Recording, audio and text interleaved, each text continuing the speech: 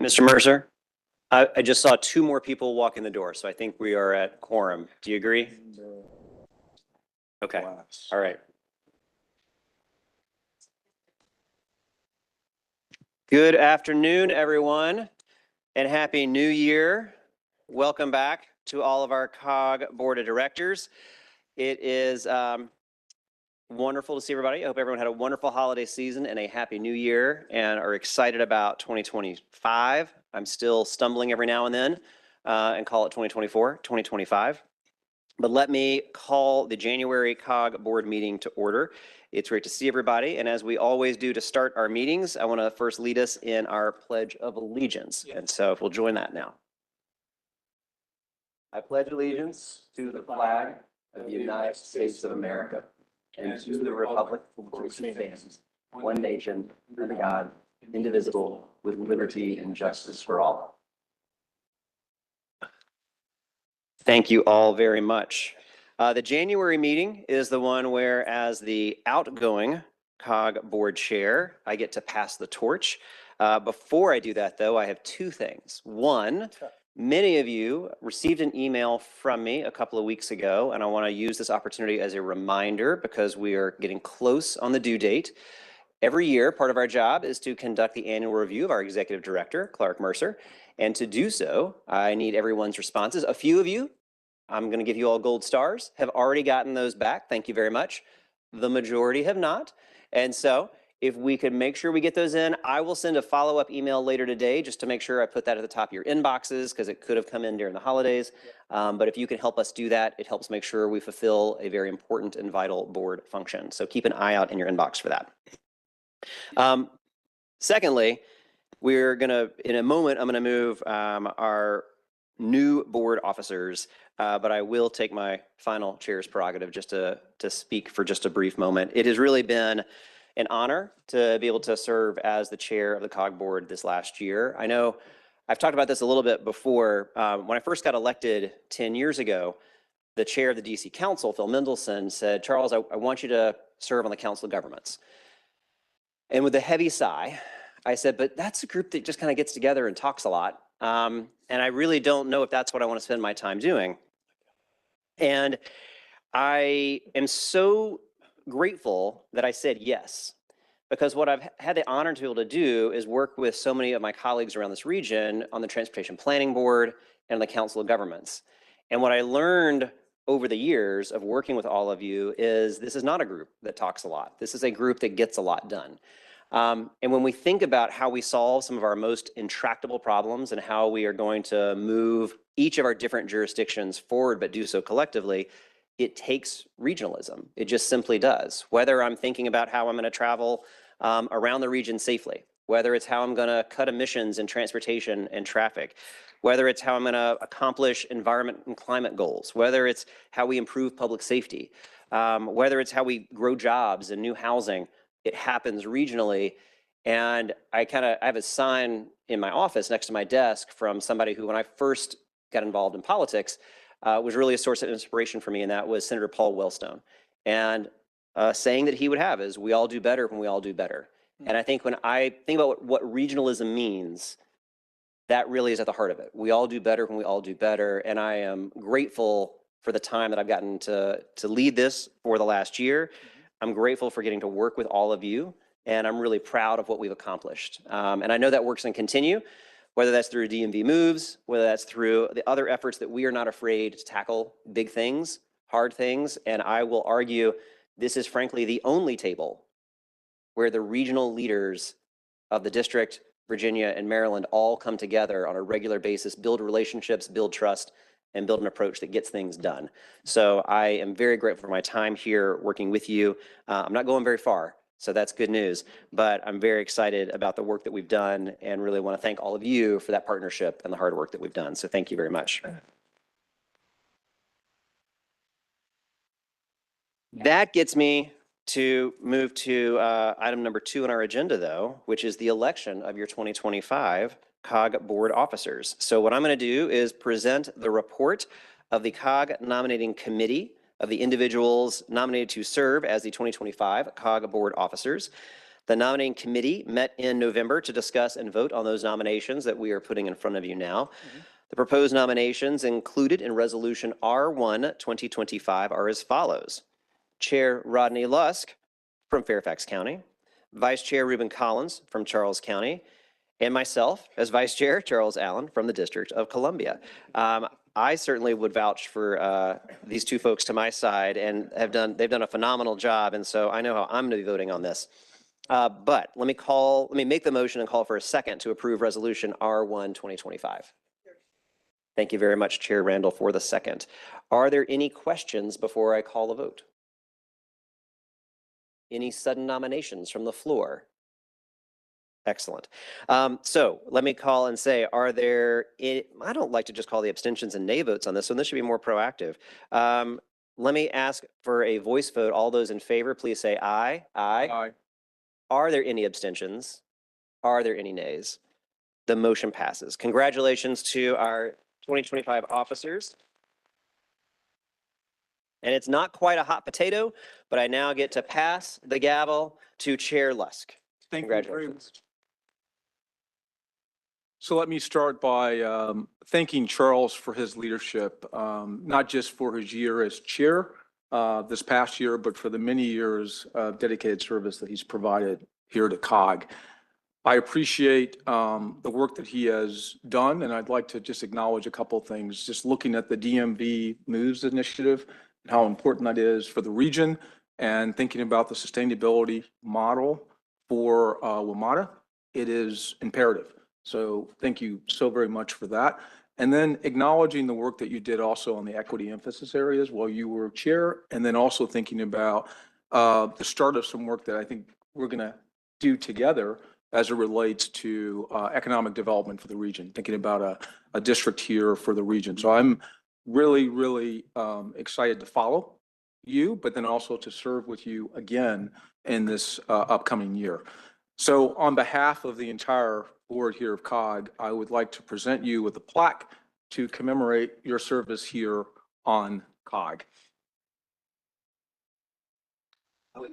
Attached. Okay, I got to be careful. I feel dangerous. Have to be careful. This is one that does not hang on the wall, but I'm going to hand it to you, and let's keep it from breaking if we can. That would be bad. Yep. Thank you. All right, I'm going to pretend it's actually attached. Yeah, you can come. You can come up here, Ruben, as well. Three of us, all over again. Perfect. Thank you. Thank you, sir. So I'll also say I'm grateful for the opportunity to serve as the chair of COG. I'm looking forward to working with each and every one of you here. And I'm also looking forward to continuing the collaborative relationship with Vice Chairs Collins and Allen. I think this is fitting that we get to continue another year together. So this is something I'm excited about as well. I'm also excited about being able to advance the priorities of COG and of the region. And I'll say I'm looking forward immensely to continuing some of the initiatives that we began in this most recent term. And again, thinking about DMV Moves, thinking about the economic development initiatives, and thinking about how we can address climate and all of the other pressing issues here in the region. So I'm delighted to serve, and again, want to thank you for giving me that opportunity. So as my first act as chair, I would like to move to nominate the 2025 leadership of COG's policy and administrative committees, in addition to the Maryland General Assembly representatives to the COG board, all of which are listed on page 6 of your board package. So you can see the names of everyone listed there. So with that motion, I would ask, is there a second? Second, Mr. Chair. Seconded by, thank you very much, Vice Chair Allen. So the motion has a second. Is there any discussion on the motion?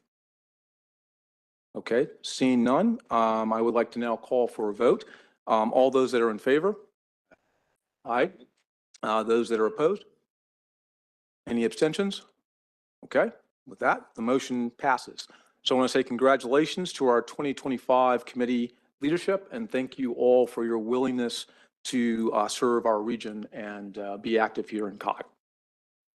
Agenda item number 4 is the chair's report. So for today's report, I'd like to remind everyone that they should note the 2025 COG board meeting dates. There should be saved on your calendar. So if you could look to page 9 of your package, you'll see all those dates listed. I'd also like to highlight, I think some of you have already begun taking some of the lunch items. Backed by popular demand is Taco Bamba here, and originating from Falls Church, Virginia, founded in 2013 by Chef Victor Abusi, now has many locations throughout the region. The chef does a great job of combining his Latin American heritage with his culinary education and brings a unique style, I think, to the menu in many locations. So hopefully many of you will have the opportunity to get something to eat before you leave today. And then for the new members, I know we have a few new members here in attendance today. I'd like to just take a moment and give them the opportunity to have a welcome here. So the first member I'd like to acknowledge is from the city of Alexandria. So that is Mayor Aaliyah Gaskins. So I want to note that she is the mayor of my own hometown. So it's nice to have her here at the dais. And then we also have Arlington County Board Chair Takis Karatonis also here. So I'll give each of them an opportunity to say a few words. If we can start with Mayor Gaskins, please. Well, good afternoon, everyone. It is good to be with you. As was mentioned, Aaliyah Gaskins, and was recently sworn in as mayor of Alexandria after serving on my first term on the city council. I'm really excited to be joining you and to look forward to the work that we will do together, not just to benefit our city, but as was mentioned, to benefit the whole region. My background is in public health and urban planning, so those are two areas that I'm particularly interested in, and a perspective that I look forward to bringing to our service and work together. So, thank you. Thank you very much, Mayor. Takis Karantonis, I'm the chair of Arlington County. We have a rotating chairmanship, so this is my year, but I had the trust of my colleagues, and I'm very, very happy that they appointed me to this. Probably not new to COG. To most of you, I've actually chaired CIPC before, and I chaired MWAC, and I chaired also Region Forward, which is kind of a note on my desk to think about the next step for the work that was done there, which I believe embodies the idea of getting regionalism far further than just the connectivity and the collaboration, but having actually a common vision and going forward. I'm an economist by training. I'm also a planner by training. So probably in a seat that I always dreamed to be. So, and I have enjoyed working with all of you more than you would ever imagine. So I will try my very best to live up to the expectation of my constituents and you as well. Thank you. So great. Thank you both for joining us today. And we look forward to working with you over the course of this year as well. So we will now move to agenda item number 5, which is the executive director's report. So at this time, I'd like to turn it over to Mr. Mercer to give the executive director's report. Okay, thank you, Chair. Yes. Well, I'm excited for 2025 and be on the lookout. Our office will be in touch with you and your offices soon to try to coordinate a time where I can come to your respective councils and just talk a little bit about the work that COG does and take any questions or thoughts from your colleagues. The annual meeting we had last month, thank you all for attending. It was a new format, was at DC Water's headquarters, HQO. Yeah. It showcased food and beverage from DC, Maryland, Virginia. We had Ben's Chili Bowl, we had Virginia oysters, we had Maryland crab cakes, we had the racing presidents. So I just wanted to thank everyone for attending and highlight Loudoun County Chair Phyllis Randall, Race Forward, GARE Initiative, and Marcel Acosta from the National Capital Planning Commission as our 3 award recipients at the annual meeting. We'll have a similar format this year. We'll get a save the date out soon, and we're moving it up just by a week to deconflict Mako and also just get the early end of the holiday season, but there's always a conflict in December. Inauguration planning and coordination, a huge thank you to Scott Boggs and Scott Fisher, their teams. They have been holding a lot of meetings, in-person conference calls and discussions to support a number of national security, special security events, the counting and certification of the electoral vote, former President Carter's state funeral, and the 60th presidential inauguration. Right now, as we speak, our police chiefs, your police chiefs are meeting to discuss the inauguration. And just a huge thank you, a lot of heavy lifting behind the scenes. Moving on to another important regional event that's occurring this month is our point in time count. So COG takes in all the data from the annual count for those experiencing homelessness. And it's going to be on 2 nights this year, which is a little bit different, and that's because of the inauguration and just timing considerations. So January 22nd will be Northern Virginia's count. And then on January 29th is the district, Montgomery and Prince George's. We will send to you a rundown after this meeting. I've got the memo right here. When the count is occurring in each jurisdiction, how to access volunteer information for that count. Certainly, I encourage everyone here to participate. There are different opportunities for volunteers, for constituents and other folks that you might have in mind, but it's obviously a powerful experience, and I know many of you have participated. On roadway safety, just picking up from some work we did in 2024, today it'll be announced that COG is joining 200 organizations from around the country, and that will be Department of Transportation announcing a program called Allies in Action to address national roadway safety. And that will build on our safety summit we had just several weeks ago. In that same vein, our second episode of Collaboration in Action, which is pretty great video series. We had the first one out last month. It will be on highway and roadway safety. Christina Henderson, our TPB chair for last year, is a special guest on that episode. And last week, we had a good meeting with the District of Columbia's Highway Safety Office, and we are moving forward, reaching out to both Virginia and Maryland's Department of Transportations and DMVs on the topic of ticket reciprocity. We've had good conversations with Secretaries of Transportation for Governor Moore and Governor Youngkin about where we can find some common ground to address which was clearly a safety issue in the region. That is dangerous drivers who the ticket enforcement is different if it's issued by an officer in person or by a camera, and what reciprocity does or does not exist.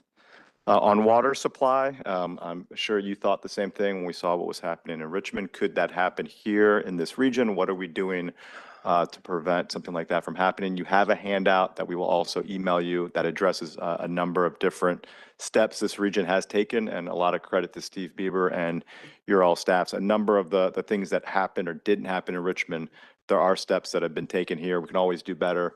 But if you have constituents asking, could this happen in our jurisdiction, that arms you with some facts to share.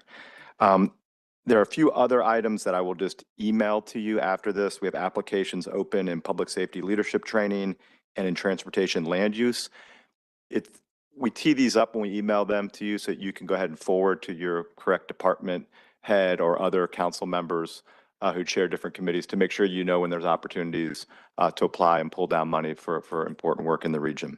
And then lastly, we annually have an event at the auto show dealing with electronic vehicles, charging stations, and the regional network that we are working on. And this year's theme at the auto show, which is January 30th, is Electrifying the Future: Strategies for Climate Pollution Reduction. That will also be sent to you. Either you or staff is welcome to attend. You get free admission to the auto show, which is kind of cool. That concludes my report. Thank you. Thank you very much, Mr. Mercer. I appreciate that. Moving to our, yes, Sorry, Chair Lusk, if I could.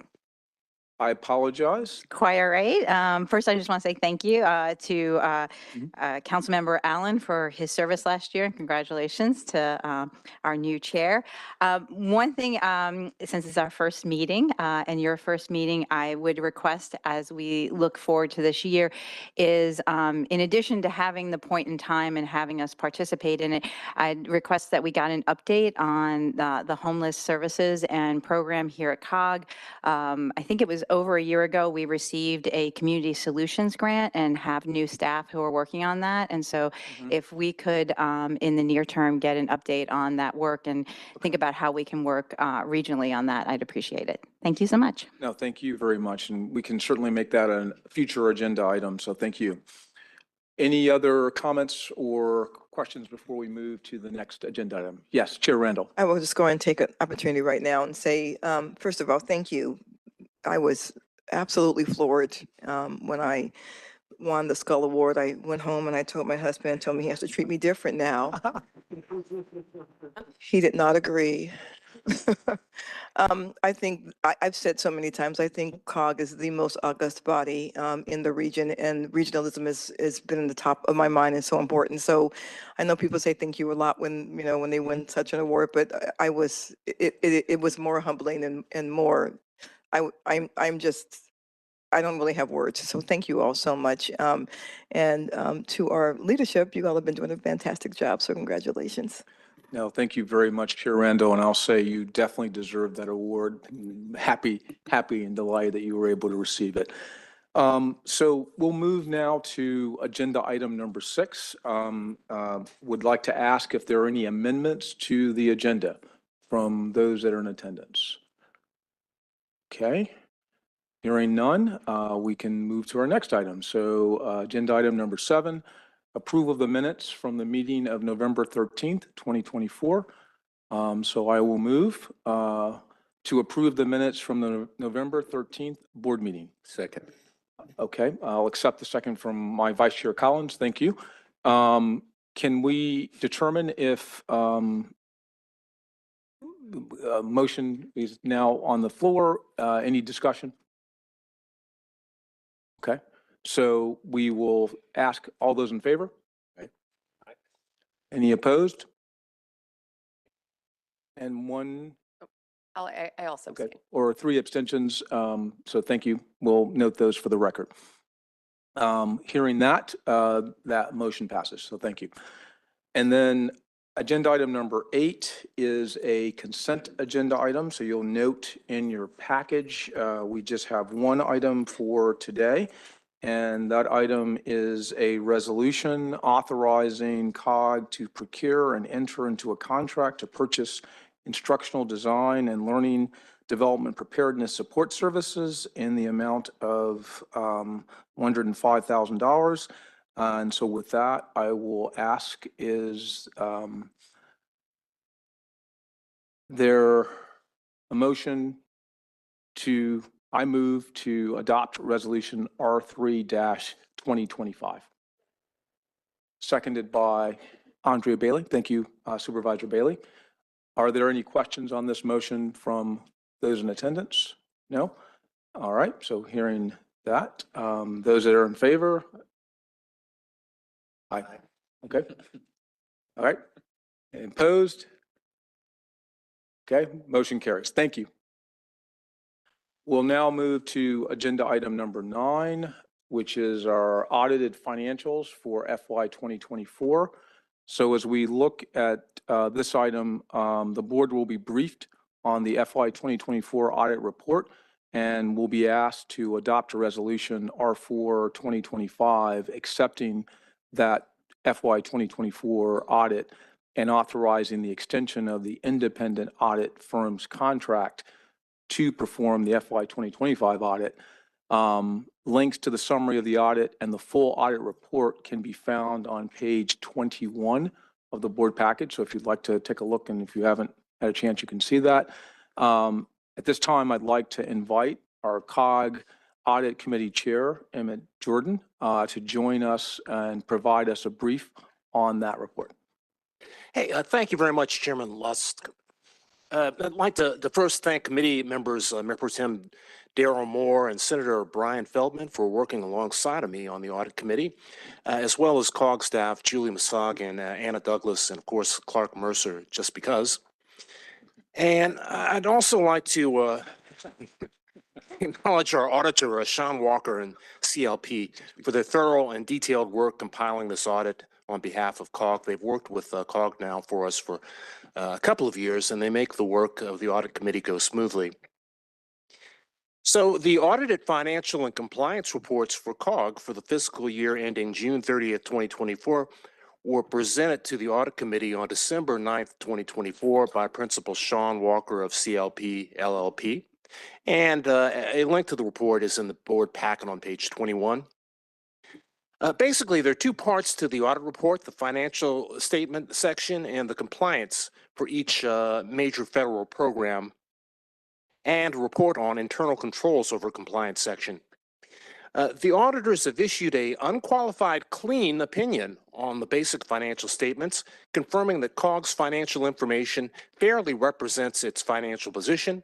The auditors required communication to the board of directors. It's been provided as a separate document, and you can access that document on page 22. The auditors also issued an unmodified opinion on the schedule of expenditures and federal awards, and COG qualifies as a low-risk auditee. There were no deficiencies noted in internal control over compliance. Page 50 and page 51 of the financial statement has more detailed. Note 12 in the financial statement addresses pending GASB statement changes in financial reporting. And this was also reviewed by the Audit Committee on December 9th, 2024. The Audit Committee considered and reviewed the performance of the auditors along with their most recent peer review report. And based on this review, the committee is recommending approval of Resolution R5-2025, accepting the 2024 audit report and selecting CLA Limited Liability LLP to perform the 2025 audit at a cost not to exceed $85,000, and authorizing the solicitation of proposals from independent audit firms to perform the FY 2026 audit for the year after this. The resolution is once again on page 22 of the board packet. So on behalf of the Audit Committee, I'd like to thank the board for their indulgence. I understand Julie Masai is under the weather today, so if there are questions, particularly difficult questions, I'd like to refer them back to Clark Mercer. But I would like to invite my peer on the Audit Committee, Councilman Moore. Do you have any remarks or additions?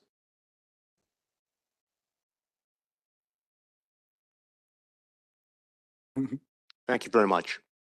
No, thank you very much as well. I'll say most people aren't as excited about serving on the Audit Committee, so I appreciate that comment. That's not what you normally hear. So that's great. I'd like to thank you, Mayor Jordan, for your work on this as well. So thank you very much.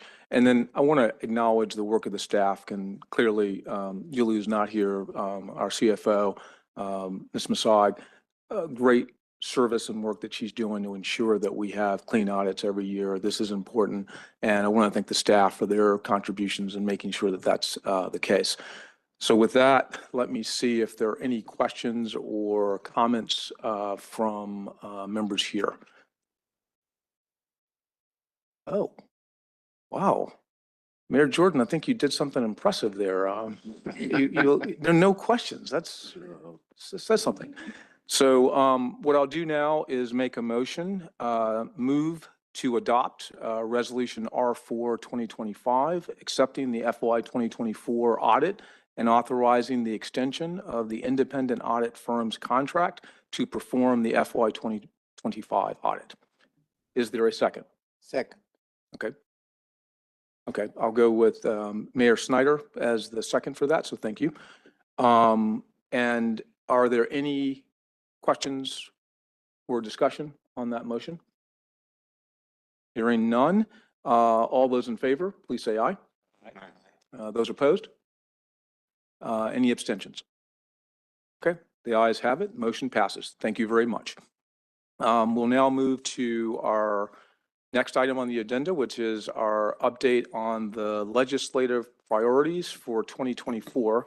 So if you'll indulge me a bit, I'm going to walk us through the package there. So each year, COG develops and adopts a set of legislative priorities to guide our advocacy efforts at both the state and federal levels.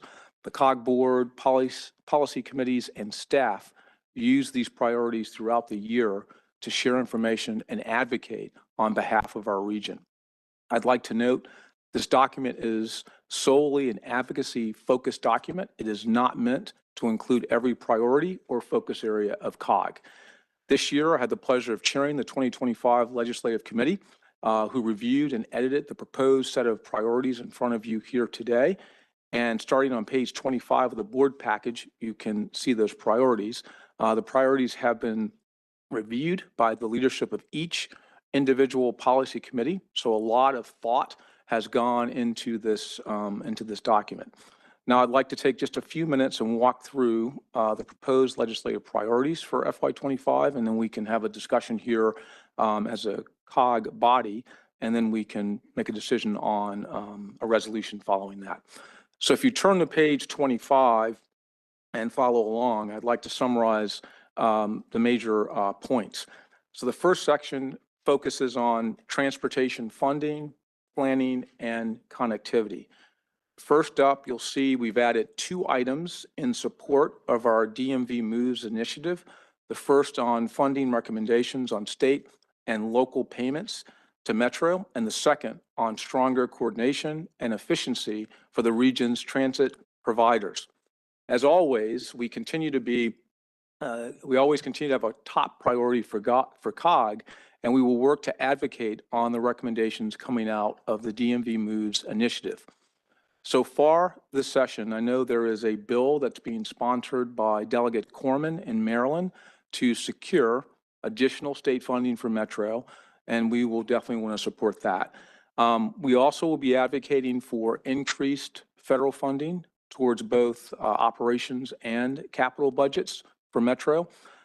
This section also includes fixing the deficit in the Federal Highway Trust Fund, support of equitable transportation access and mobility solutions, next generation transportation systems, and roadway and pedestrian safety.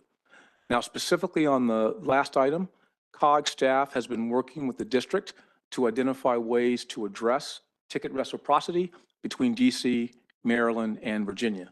So I'm looking at Charles here for that. The next section addresses climate resiliency and air quality protection. This includes support of the region's climate goals, including multi-sector actions to reduce greenhouse gases, energy access for all, renewable energy standards, and expanding the clean energy innovation, and to enhance incentives and financial mechanisms for resiliency and energy infrastructure. Now, 2 things I want to highlight is in the increased focus on supporting solar energy and addressing energy demand growth from high electricity use sectors such as data centers. The last item in this section supports policies that preserve and protect regional air quality and public health. The third section focuses on water quality protection.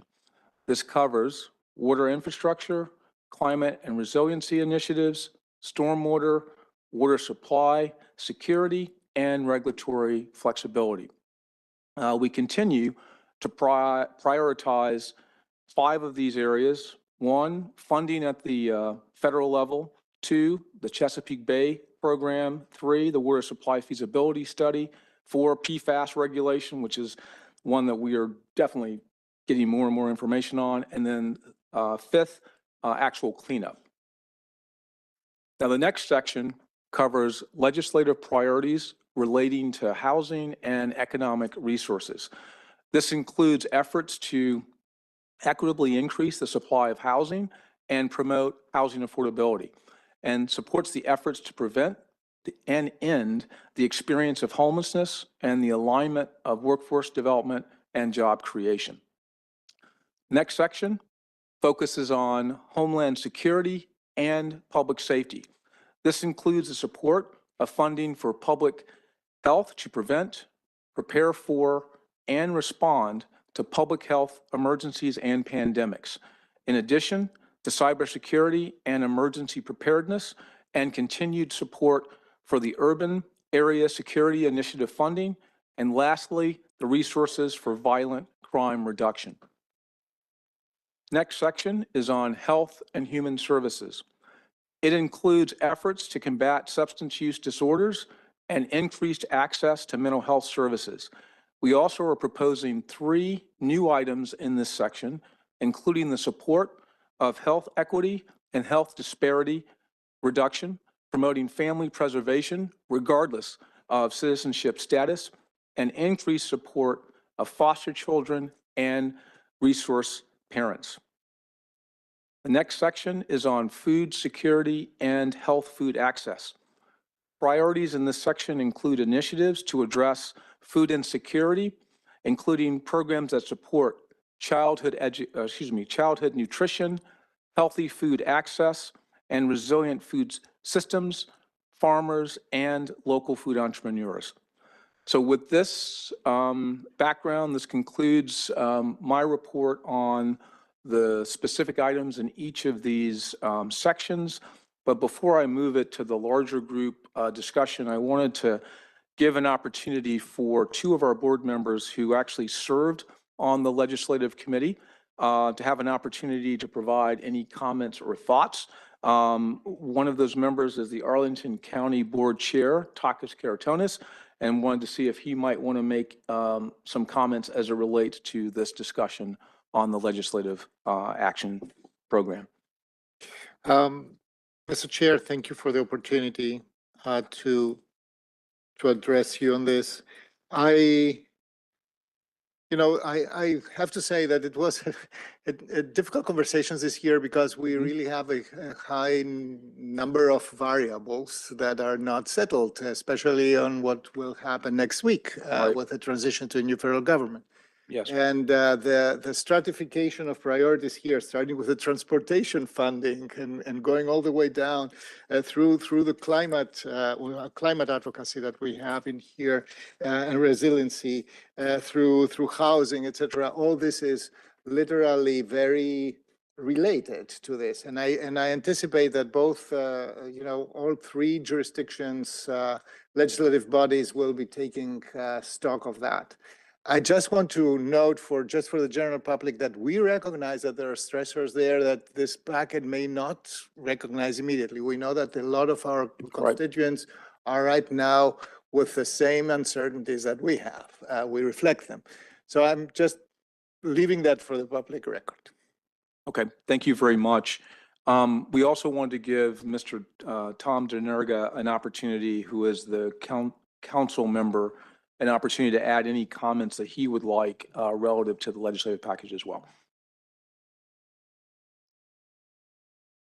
I have nothing to add. Thank you. Okay, I appreciate that. So if there are any, I'll recognize our Executive Director, Clark Mercer. Just wanted to thank the committee, but particularly at staff level, Monica, for all the work that went into this. And just a little bit, taking a step back in the direction that Monica's leading this effort moving forward. There's a lot of initiatives and policies that we all care about, that you care about in your respective jurisdictions. So it's hard to put together a comprehensive document that will list all of the bills that our friends in the legislatures decide to introduce. That being said, Monica has on retainer a firm for these sessions where we are bill tracking, just like you do with your legislative liaisons. And a couple asks I would have of you. One, make sure that Monica's in touch with either your in-house or contracted staff that do that work. 2, you will see Monica and our team in Annapolis and Richmond more than we normally are, to not only talk with our board members, Senator Feldman and Delegate Sickles, but get to know the delegates and senators better that encompass this footprint. An interesting absence is, and we're calling it kind of the working title, is the Capitol Caucus. We have not had an opportunity in the history of this region for our delegates and senators in Maryland and in Virginia and our legislative members in DC to meet. Sometimes that happens ad hoc through NCSL and other meetings, but it's more than just our members that sit on the dais. So we will have a post-session wrap-up where you will be invited, but we'll include the delegates and senators from Maryland and Virginia and DC, and we will cover a couple of the big topics that came out of the legislative session. There will also be a save the date soon. We had the 4 senators from Maryland and Virginia and the district host us 2 years ago. This year at the federal level, we'll have all the House members, and we'll have a reception for our board members with our House members. But this is a kind of a multi-year project for us to take this document and get a little bit more granular on some specific bills, but then have a little bit more of a presence in the capitals where we're talking to our members about our priorities. When you have your days at the Capitol, whether that's with your county that goes down through to VACO or MACO, or whether it's a themed day like transit, flag that for Monica so that we can go with you, or we can at least remind you of some of the legislative priorities that COG has articulated. And Monica, thank you for all the hard work. Oh, that's perfect. Thank you. Yes, Mayor Snyder. Yeah, I just want to make an add that addressing food insecurities in Prince George County, John Hopkins Health Plan and Priority Partners in Prince George, employer Prince George set up a food cupboard in our Title I school districts. And the food cupboard is just a pantry that anyone can stock it. Right now, John Hopkins Health Plan is going to do it for a year. And after a year, a different nonprofit organization can stock it, and people just come there and grab food anytime they want to. So that's something that we're doing in Prince George County. The city of Laurel and the town of Bladensburg are the two municipalities in Prince George County that partnership with John Hopkins Health Plan and employer Prince George and Priority Partners to address food insecurities in our Title I school district. So I just want to share that with the board and people's watching. Thank you. No, I think that's great. I mean, I'll make one point since we had the Capital Area Food Bank present and we saw in their presentation at those higher incomes, it's not just those even in the Title I area, but we're seeing people over $100,000 plus a year in income having trouble also meeting their food needs. So it's a very pervasive issue and one that we've got to kind of attack from a number of multiple ways. But I appreciate what you guys are doing and specifically trying to make that better for those residents. Any other questions relative to the legislative package? Yes, Chair Randall. Thank you, Mr. Chairman. Yes, ma'am. So I read every single word of this, and I got to tell you, I did. This is by far the best legislative package I've ever seen come out of COG. You managed to have things that were broad and specific all in the same paragraph. So it is really very, very well done. Mr. Mercer, you got to my question just a little bit, which was how do we help with this? Yeah. I mean, so I know like Loudon, we go down to the General Assembly next week. There's also, of course, like the VACO Day at the General Assembly or MACO Day at the General Assembly. A lot of these things overlap. What VACO and MACO might be doing at the General Assembly. Do you have you identified legislators to carry any particular piece of legislation, or how would you like us to help carry the message from COG? And that might be something you want, get with me later, but really to get that done, because I think at some point, many people on this dais right now are at their state homes, so at state houses. What would you like us to do more specifically? That's a great question. Well, it's an iterative conversation. So one, work with Monica on ideas that you might have, but her charge at the annual review has been to build out what our legislative outreach looks like over the next couple of years. And you can't do it all overnight, but certainly like DMV Moves is a great example. When we do have some recommendations, we need more than just the folks around the dais going to the capitals. There's no reason why we can't have our Maryland members in Richmond and Virginia members in Annapolis and vice versa. The I is how do we speak more as a region? And one of the, not deficits, but we know this, right? That Senator Feldman does not leave a COG board meeting and go back and report out to his entire delegation in Maryland, hey, guess what COG is doing? We really need to do X, Y, and Z. That's a bit overwhelming and not practical to think that happens. So this notion of a Capitol caucus would be an opportunity for us to bring together delegates and senators and have a conversation around, hey, water security, what happened in Richmond? How, what are we doing so it doesn't happen in this region?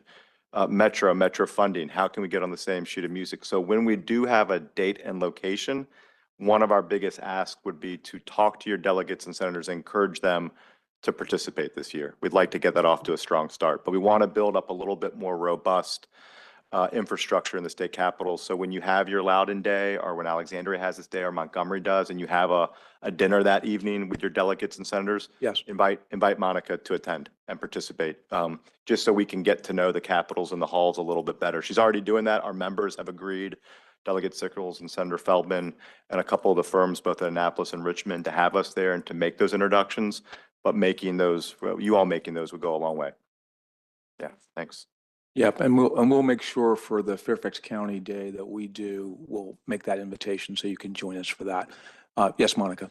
I would also say when you're doing visits, if you can bring a copy of our legislative priorities, which I'm happy to provide, but in addition to saying this is what Loudoun's focused on, if you could share, one or two of the top priorities of COG and have that leave behind, that would be really helpful to just raise awareness. And then when we do have a specific bill to advocate on, that will be kind of set up. And the end, one of the end goals here, and we know this for a lot of regional organizations, legislators will go to them, whether it's a Bay Foundation or whether it's a chamber. What ideas or bills do you have for me this year, right? Or they come to Loud and ask you. And we've got staff that work on these issues year round. And one of the things that we're working towards is when they come across an issue that would lend itself to legislation, have a process in place through the committee that Monica manages to filter that up to our members. And so here's something on ticket reciprocity or something on Metro or something on clean energy that we could then look to our delegations to carry. That's a connectivity that we have not had in the past. It's not going to happen overnight, but we've got really smart professional policy folks here who can help prepare that for some of our members. So if you have ideas of things we need to be carrying, not only encouraging your own delegates and senators from Loudoun, but flag it for Monica and say, this is a really good idea. Has Maryland thought of this vis-a-vis data centers in Maryland? We're experiencing it in Loudoun. We're carrying it in Richmond. Perhaps they should carry it in Annapolis. So, yeah. Okay, Vice Chair Collins, and then we'll get. You mentioned the data centers. That's something that many jurisdictions in the state of Maryland are beginning to grapple with. And I, for one, am very much interested in hearing feedback from the state of Virginia. But the point I wanted to make, I definitely want to hear feedback from the state of Virginia.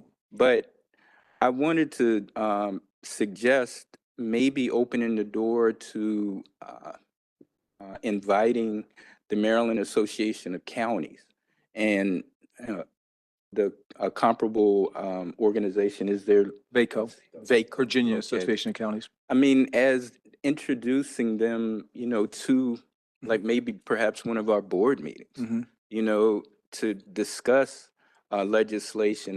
I'm also a member of MACO's legislative board. And so I have an opportunity to hear directly what new legislation is being set forth. And as best we can begin really converging our interests regionally, I think it'll make it a lot easier for us to really move forward with these efforts in creating, that type of synergy that exists. Okay, that's a good point. Clark Mercer, do you want to make a point there? Or? No, that's great. And the National Association of Counties is right across the street. And when our offices go under renovation, I wouldn't be surprised if we may have a board meeting or two. And that would be great to invite NACO and VACO, but also the municipal leagues in Maryland and Virginia to do the same in the district. Thank you. It's a great idea. We'll add now Chair Karatonis. Thank you, Mr. Chair. Just quick question. All of us, most of us anyway, we have legislative aides or, lobbyists or people who, track all the affairs in detail. I guess that you are in connection with them. If not, would it be appropriate and helpful to make that connection happen? Yes, good. And it looks like, Ms. Jackson, you have your. I do. I'd like to recognize you, please. Thank you. Thank you. And I do thank you for this comprehensive package in terms of legislative initiatives.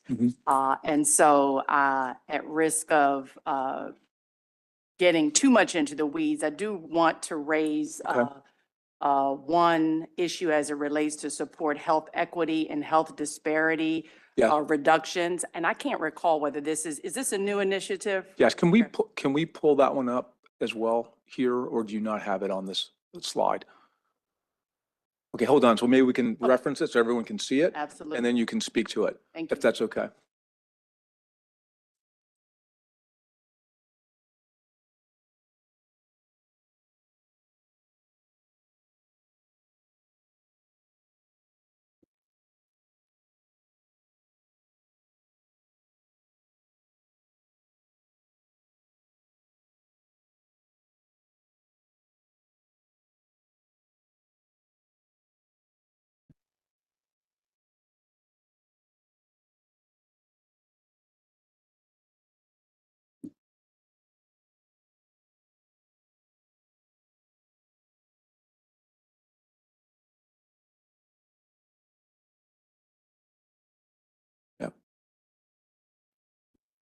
So Yes. I just wanted to, again, specifically thank you for this particular legislative priority.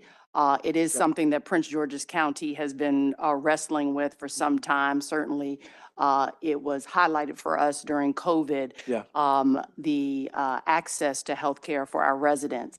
The only thing that towards the end, I think maybe the last sentence says ensure access to care for the health of all residents. I would love it if we could be more specific and say speed of access, timely access. Because see, that's an issue for us, certainly in the county, where, you know, folks say you have access, but that may mean driving about an hour to get there. Right. So that's an issue. I would love it if we wouldn't mind just adding a few words to speak to how quickly you can get to healthcare. I mean, I would say that we could make that a friendly amendment, if that's okay with the group here. Okay, then we will do that. Thank you. Yes, ma'am. Any other comments? Yes, Supervisor Bailey. Thank you, Mr. Chairman. And thank you for bringing that to the fore, because that was a new initiative and it's very important. But the continuity of the next bullet, increase availability of and access to mental health services. Yeah.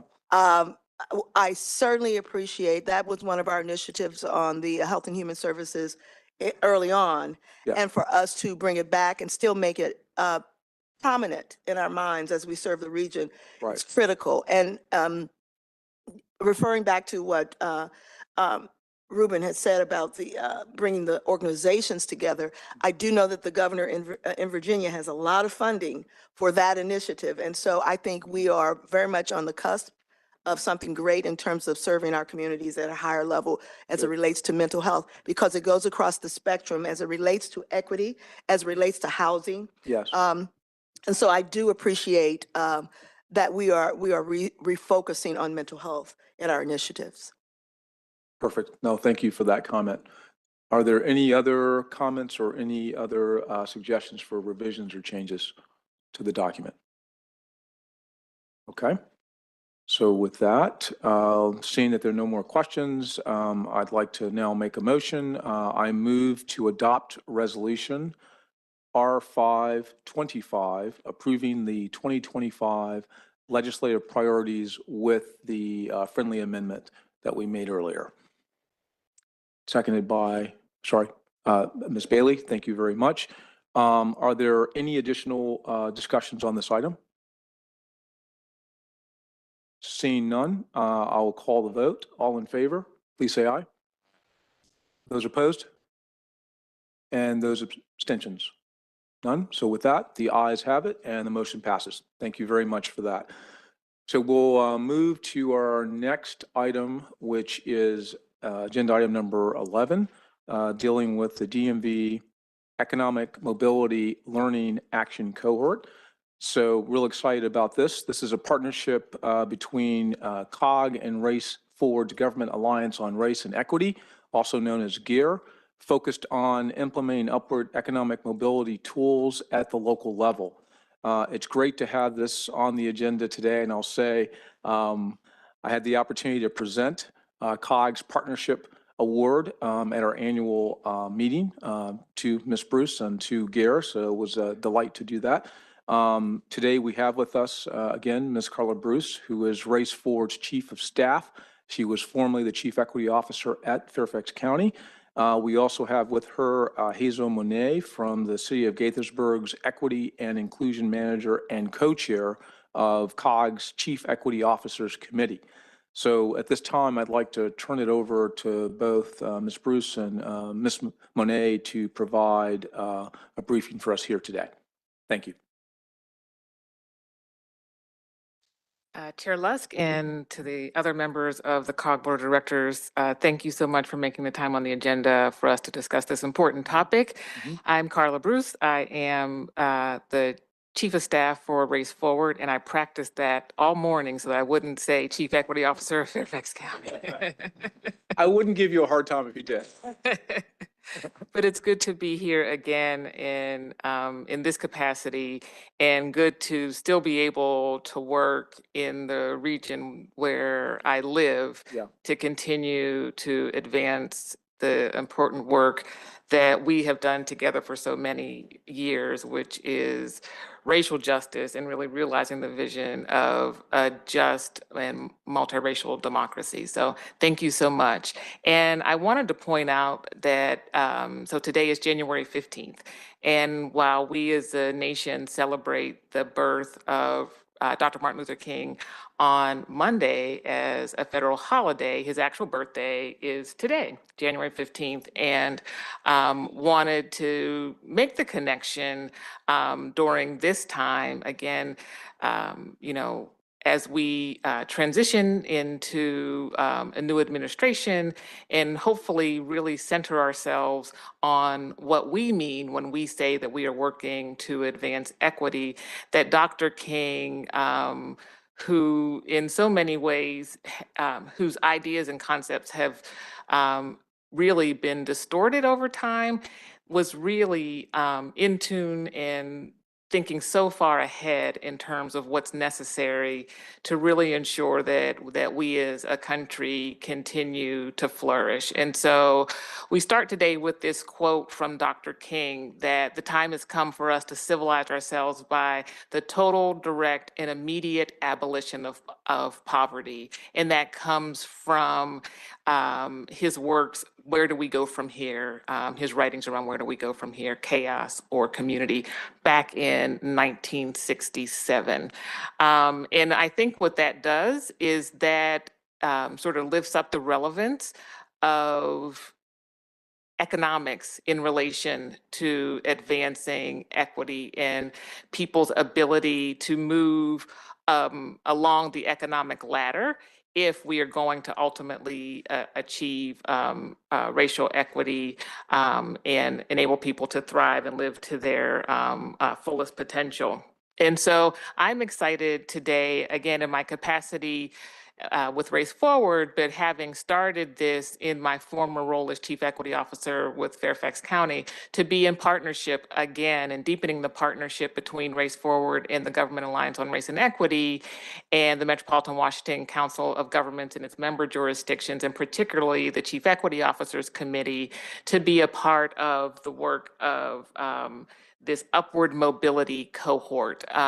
We've come over the years to update you on the work of the Chief Equity Officers Committee, and Hazel will talk more specifically about the role of the Chief Equity Officers Committee in advancing this work, but it is a part of a broader partnership involving the Urban Institute, Results for America, and Opportunity Insights, and supported by the Gates Foundation.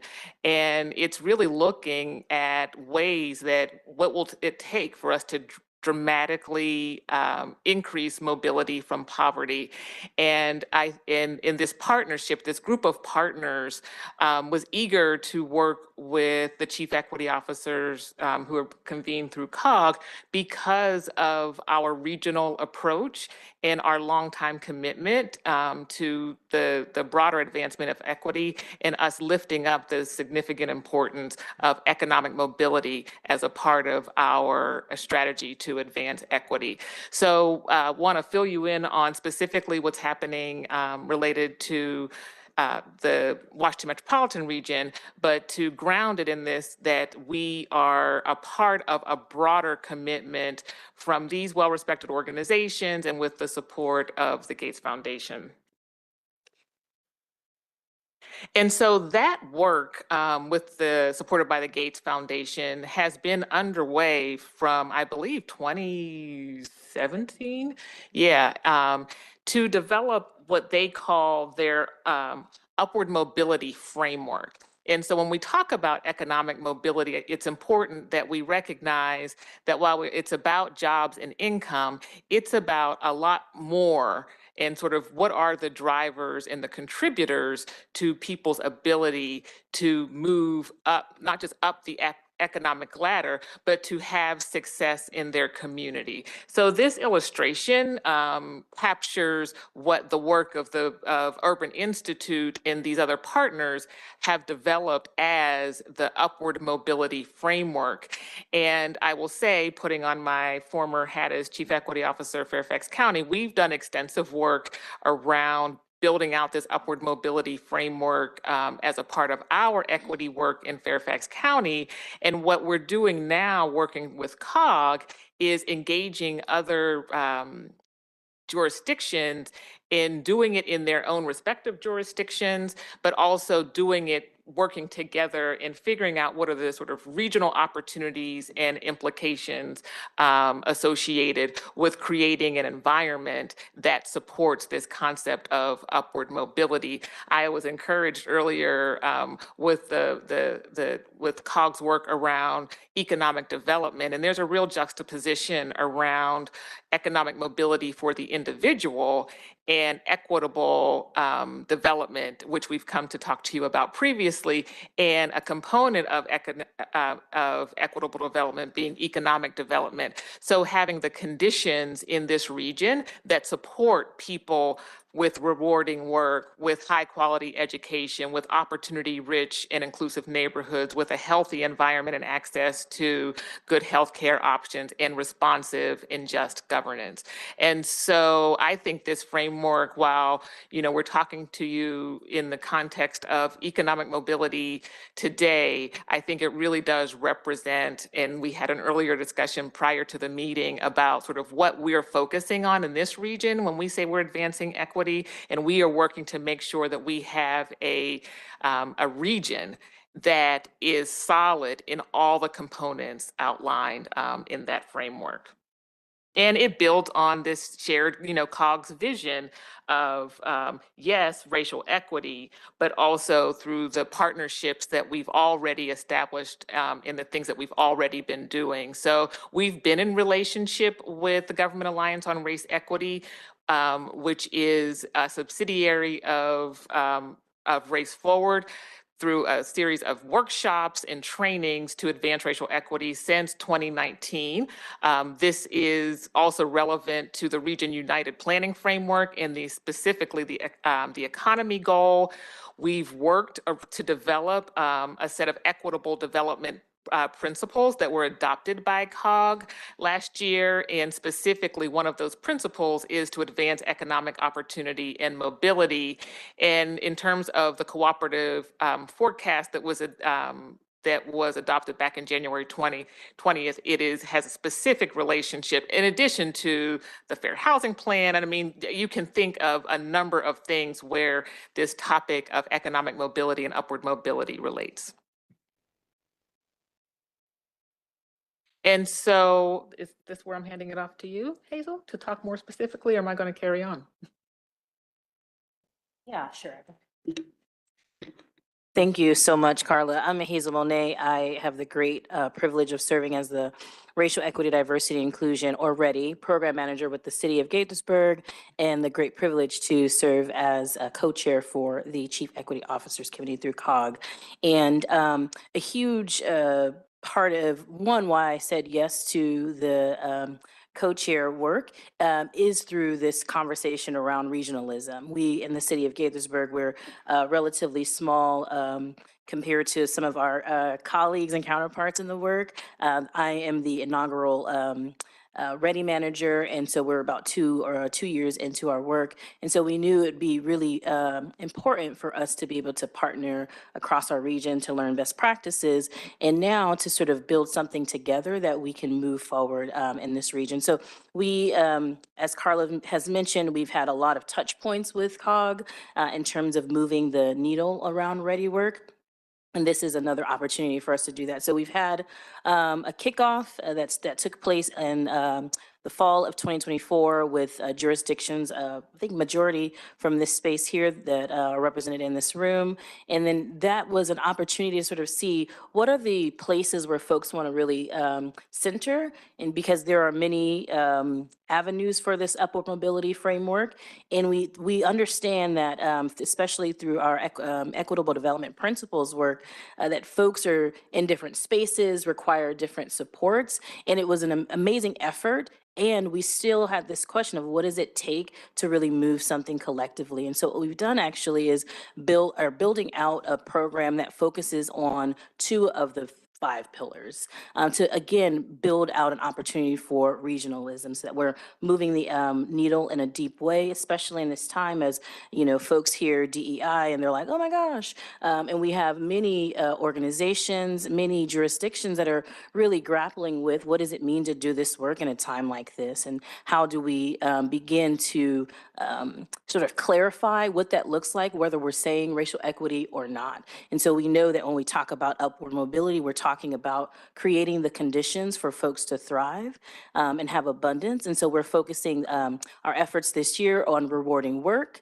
and opportunity-rich and inclusive neighborhoods. If you I don't know if these are, I trust that they're in your packets because I didn't get it, but the upward mobility framework, when you look at the rewarding work, the connecting pieces are not just employment opportunities, but opportunities that allow for a living wage, allow for folks to have opportunities for wealth building and income. When we look at the, thank you, the opportunity rich and inclusive neighborhoods, housing affordability and stability, economic inclusion, ensuring those who have not necessarily been a part of the economic growth of this country can be invited into the conversations, and that our policies, practices, and procedures center those who have not been a part of those conversations, that we include racial diversity, equity, and inclusion in our work, and that transportation access and social capital are connected. And one of the things that I'm excited to hear from our conversations earlier is just the connecting pieces to your larger scope of work moving into this year. So things like housing availability, transportation access are really connected. And so we, again, see the opportunity to bring us all together across multiple jurisdictions to move the needle for a collective effort. So during the cohort, we are not asking folks just to come and receive, but that we are engaging this work as work. So the committee is continuing to refine what this looks like. That includes what we do on a monthly basis, the types of supports that jurisdictions receive in between conversations. And so registration is open and it will close at the end of this month here. Because of the amazing support and work with the Gates Foundation, it is free to our jurisdictions. But just because it's free doesn't mean that you've got to just skate by. We do expect folks to have rigor in this. So we have a robust bit of pre-work that includes asset mapping and stakeholder analysis. Folks are currently forming teams. The max team size is 10 folks. And again, that depends on the size of your jurisdiction. And the gift of this space is that it could be folks who are in government or outside government, again, leveraging some of those community partnerships that are necessary to move the work forward. We will be pushing folks to participate in all the sessions. We have a hybrid model of in-person and virtual over the course of the year, and there'll be TAing and coaching along the way. And the gift of this moment that I'm really excited about is that though we'll be across many jurisdictions in this region, that every policy, practice, procedure, project will be moving for just 2 buckets of work. And so we see the opportunity to say, this is what the DMV is up to as it pertains to building out work for rewarding work and creating opportunity-rich and inclusive neighborhoods. So you'll see on our next slide, the agenda, sort of the draft agenda for our scope of work.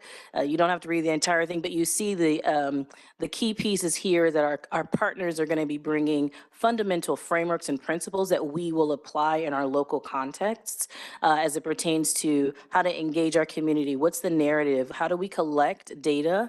And then how do we think about this as a policy change?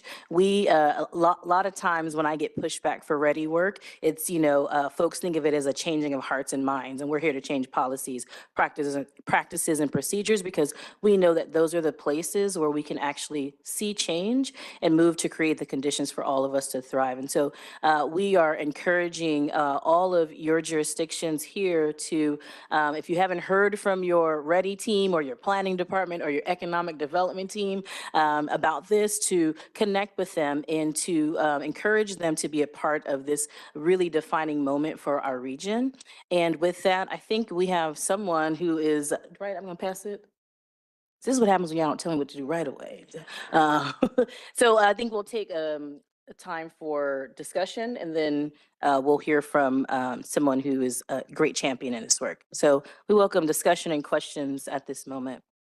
Okay, I'll probably help facilitate this a little bit. So first I'll say I very much appreciate the work that you're doing and acknowledge how important it is for the region specifically. And then thinking about the jurisdictions that are signed up, and I think I counted about 8 that were on that sheet that you showed.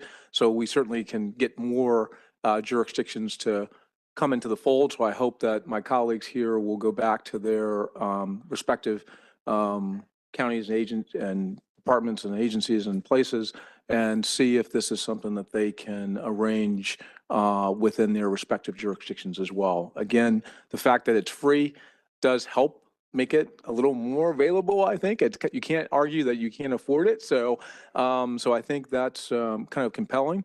And then I just wanted to note that, you know, I appreciate opportunities for individuals and acknowledge, you know, even when I think about myself and each of us in our lives have had some support and some help. And, you know, it's critical for those who are at the lower echelons. And I think sometimes giving them support and direction and just giving them access to information and then giving them access to opportunity.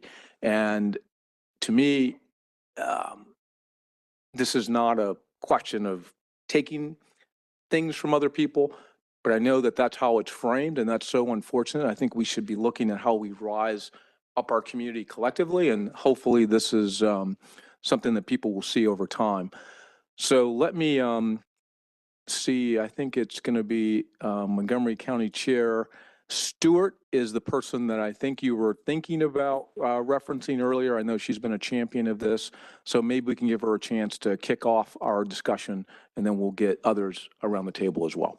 Thank you. Thank you very much, Chair Lusk. Thank you for that wonderful presentation. And I do want to say it's great to see COG at this place right now. Over the years, I've been on the COG board for many years. And when I was the mayor in Tacoma Park, and my colleague, Talisha Searcy, who's now the mayor, is here, we had the good fortune of being one of the founding members of GARE in this region. And to see this work expand in our region under Ms. Bruce, your leadership when you were in Fairfax and now at Race Forward is terrific. You know, taking this, looking at the different work that GARE and Race Forward has been able to do in our region, and particularly here at COG.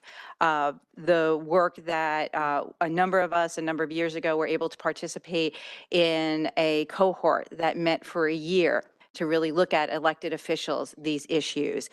There have been multiple, as you pointed out, different convenings and of our regional staff and elected officials, all moving towards these shared goals of normalizing, organizing, and operationalizing this work.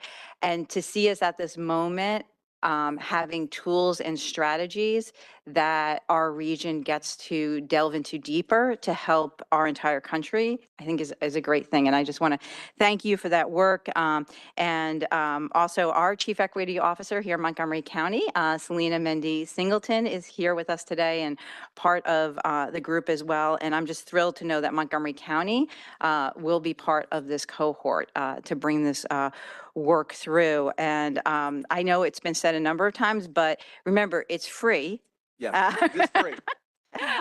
And I do want to say that is something else I've always really appreciated about GARE, especially in the early days, and how much GARE and Race Forward worked with regional partners, worked with us here at COG to make sure that even when we couldn't make it free, we were making it at a fee that was affordable to the different jurisdictions, and I really appreciate that. So I just urge my colleagues, I can't speak highly enough about the work that has been done before and how excited we are for this work to continue. And I hope all of our region participates. Thank you. Thank you very much, Chair Stewart. Ms. Monet. Yes, thank you. I just wanted to add, if you did not see your jurisdiction's name on the screen, that's okay.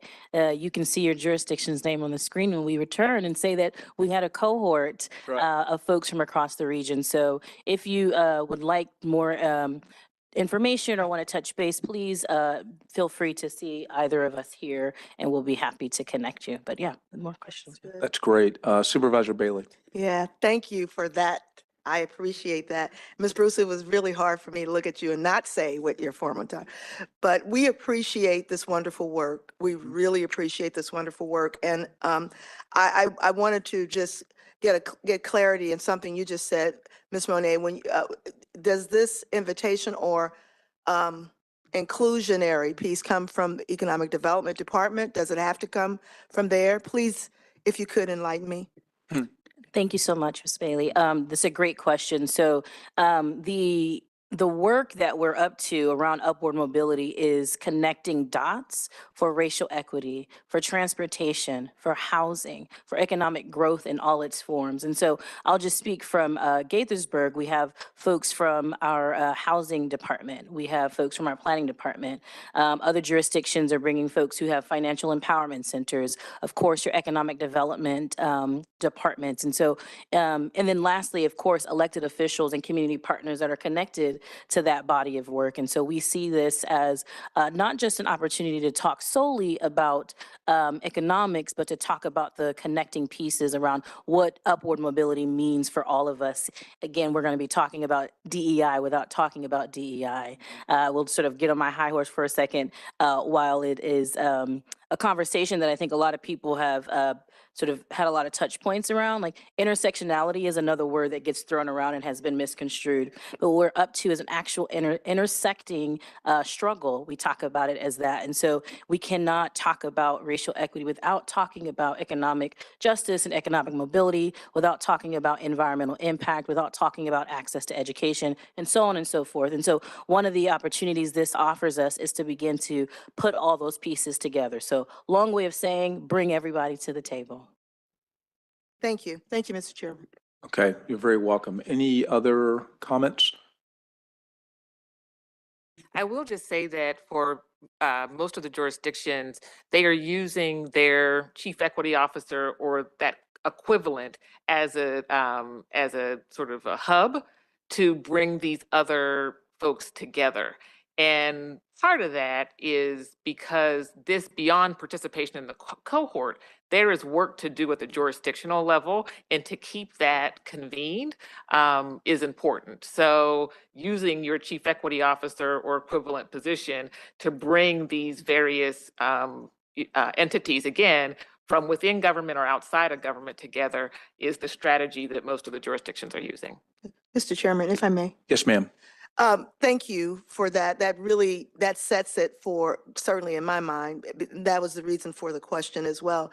The other thing, and this may be outside of the scope right now, because I know we're in the embryonic stages of this, but when I think about this, I'm going back to what my colleague said about the training we had as electeds. When I think about this, I think about the other non-for-profit organizations that are in the community that have been trying to do the work, but not with structure, if you will. And so I lay that at your feet for the future. The fraternities and the sororities, the non-for-profit organizations, the LLCs, you know, they're doing the work and they just need a hand to hold to teach them how.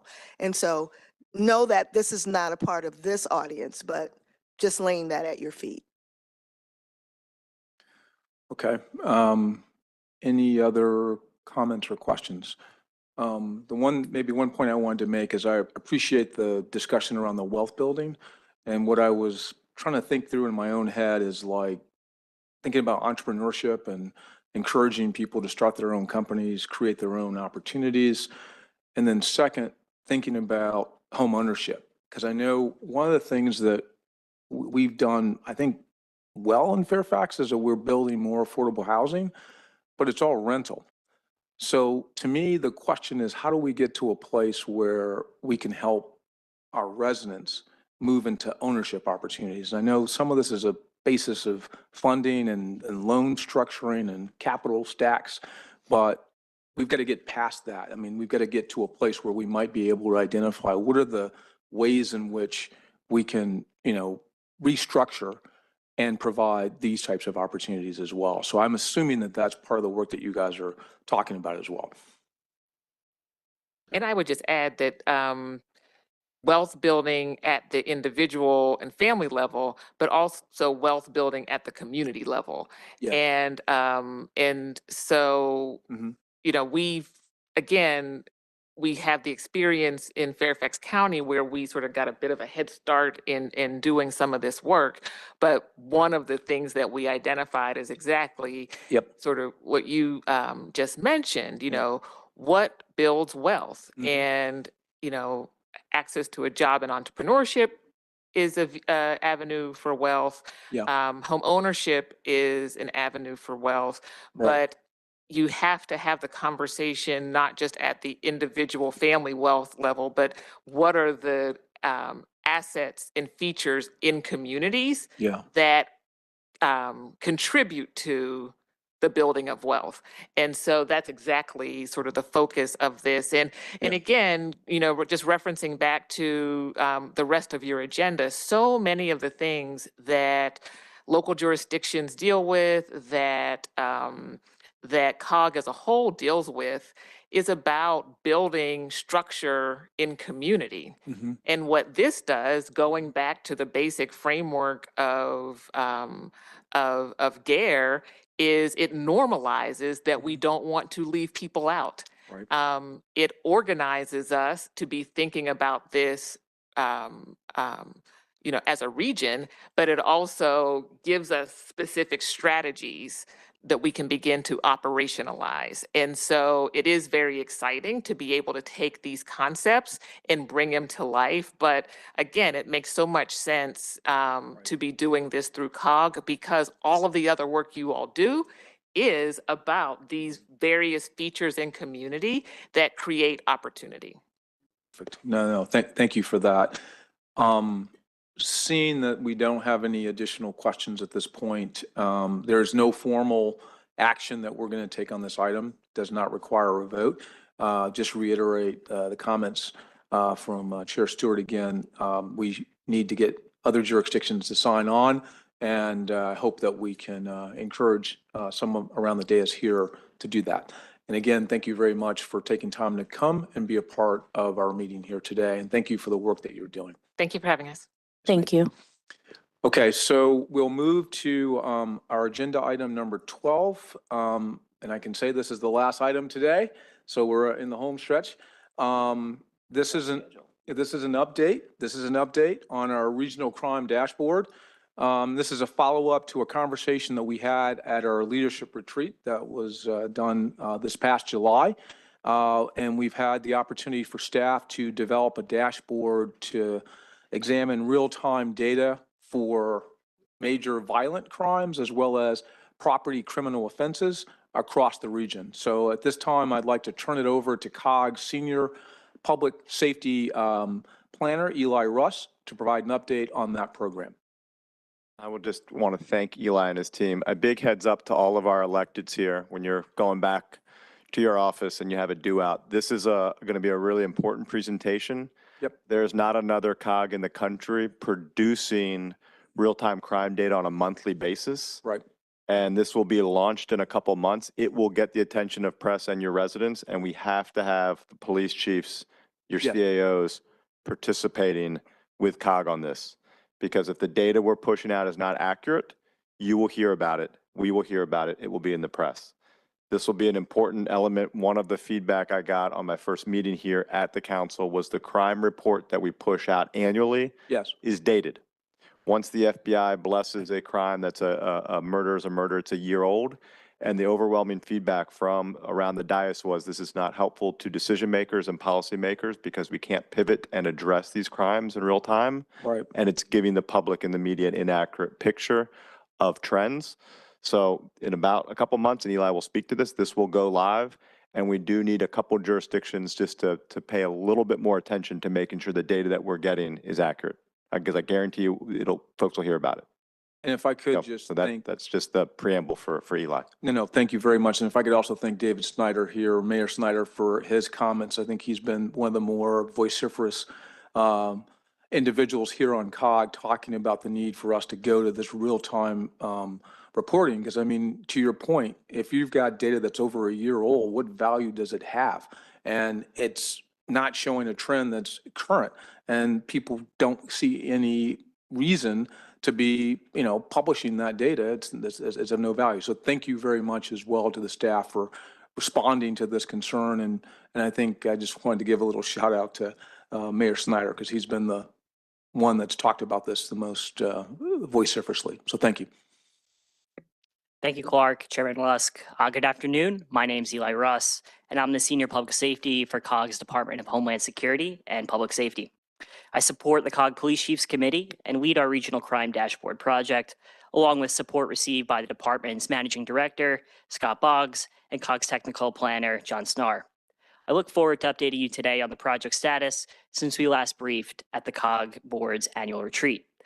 In today's briefing, we'll review the project status, next steps, and leave time for any questions or discussion. I want to first provide background information that initiated this project. As was just mentioned, many of you are likely familiar with the annual regional crime report that COG has been producing for 10 years on behalf of the Board of Directors and in cooperation with the Police Chiefs Committee. This report provides law enforcement leadership and elected officials with the ability to review and evaluate crime data regarding the most serious types of crimes from a regional perspective. These annual reports are the basis of the NCR Crime Dashboard's historical data set, which we'll speak about soon.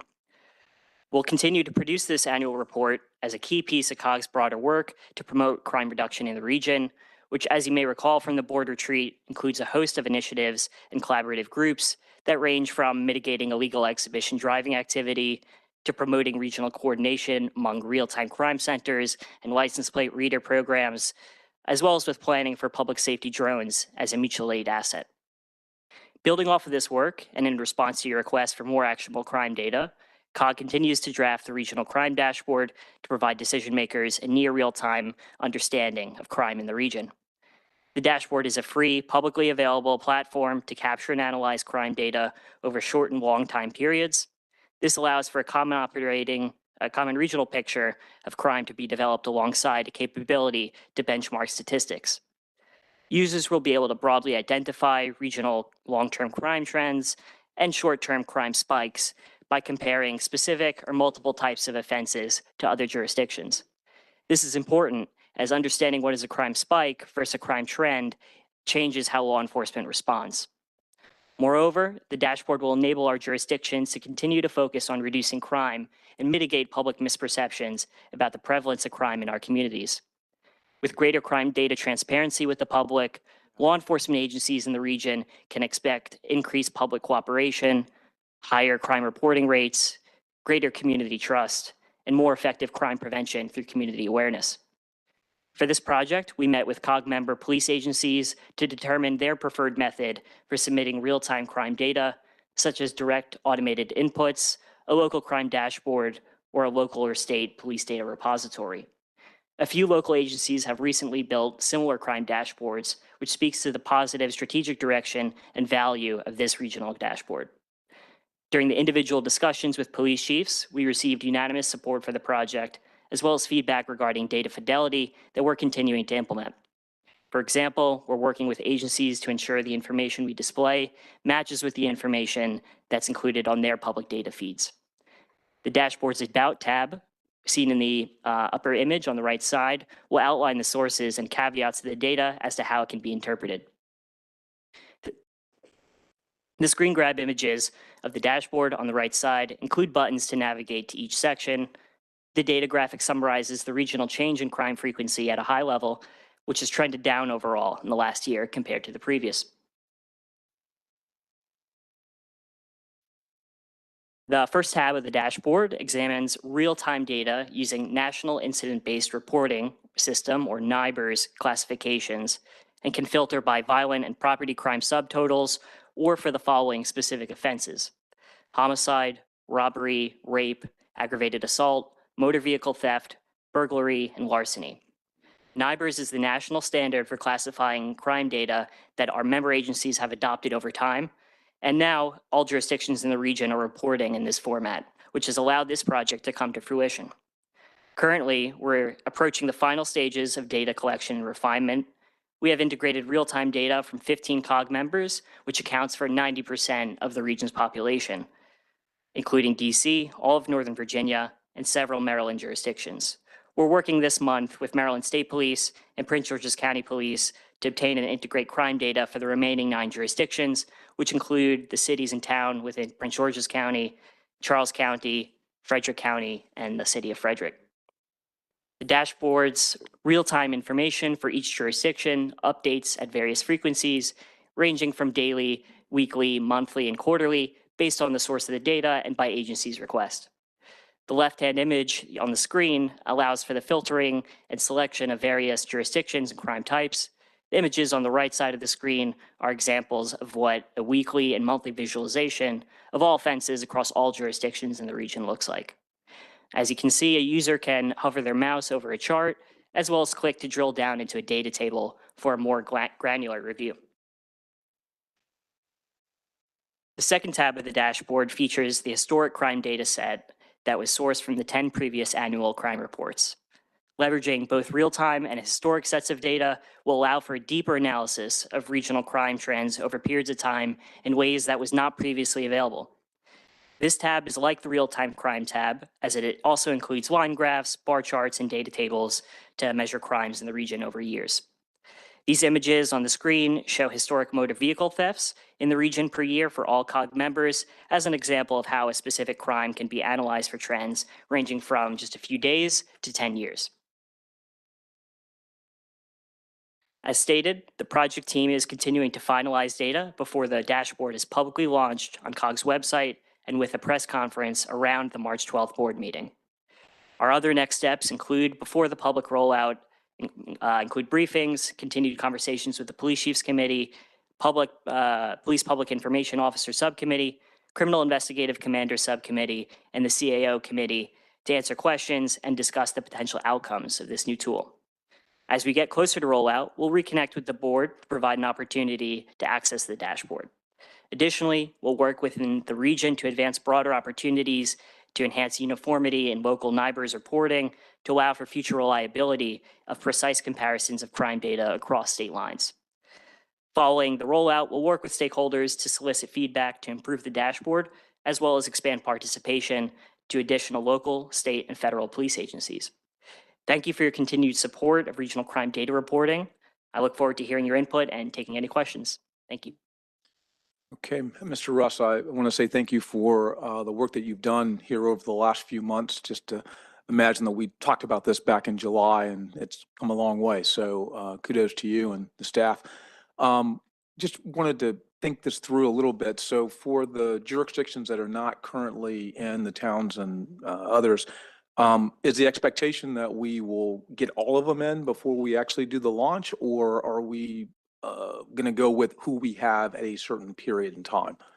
For right now, the focus of the project has been with the COG member jurisdictions, which are also the primary members in the COG Police Chiefs Committee, so the 24 jurisdictions of COG. That's what we're working towards before the rollout, and we anticipate completing that. Following the rollout, we'll be working with the other many dozens of local, state, and federal law enforcement agencies that sit on the Police Chiefs Committee to integrate their data. We've already heard from a number of them that there's interest at those levels to participate in this project, which I think recognizes the value of this work. So I guess the question I'm asking is, you feel that you'll get all of the COG member jurisdictions in for the rollout? Is that what you're expecting and anticipating? That's correct. We're on track for that. Okay, that's perfect.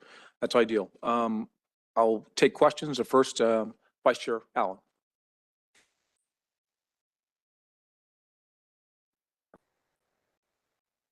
Yeah, let's use mine. Thank you very much. Yes, sir. I'll move back and have your seat. This feels better. I appreciate it. Thank you very much for the work on here in the presentation. And I think collectively, this is something that we have pushed for. I mean, I think all of us have shared, like, as we've gone through these meetings and we have this briefing, we appreciate the hard work that would go into those briefings, but I think every single one of us, we're looking at year-old stale data at that point. And as policymakers and leaders, just really hard for us to react to that or to do anything with it.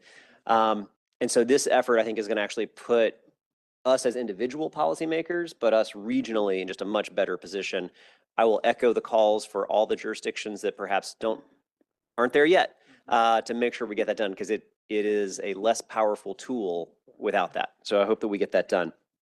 I think about that meeting we had in 2023 where, and again, I know, Mr. Schneider and others kind of been bringing this issue up kind of regularly, but really to me, it was the 2023 meeting that really put a fine point on it. Right. The region was going through a dramatic increase in public safety challenges and crimes that were taking place.